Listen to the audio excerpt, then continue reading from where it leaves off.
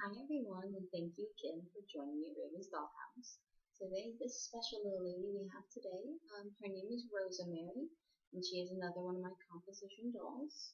She is about a chest weight, and then her arms go all the way up, and then her legs go all the way up. She's a pretty tall little girl. You have to see, and her feet end right about under the dress where the dress ends. Obviously, the clothes are not original, and she's had someone try and work on her. She has some chipped little fingers, and someone, as it looks like, let's see if I can show you.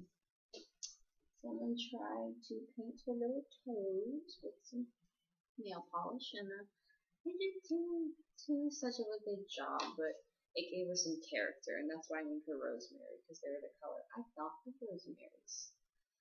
Her story was before I moved here to this apartment, we would come up here quite a bit to look for places to live, and there was an antique store that we stopped in every time. And the first time we stopped in there, I found her, and I was just in love with her. I loved her so much, but they were pretty expensive there on everything, so I didn't have the money at the time, so I wasn't able to get her. But I ended up coming back one last time a couple months later, and she was still there. And I knew it as a sign. I just had to have her come home with me.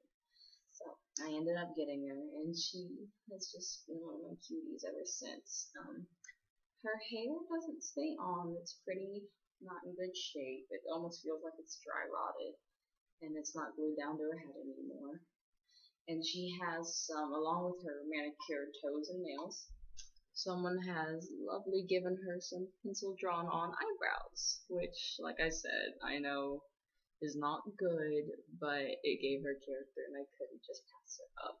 She sits in my room, she sits in my pantry, and she just has her own little spot there and she just chills out there. She's not an ideal or anything. She doesn't have a name on the back of her sculpt, but I could care less. That stuff never bothers me, but again. So thank you for joining me and thank you for listening to Rosemary's story. So we hope to see you again real soon.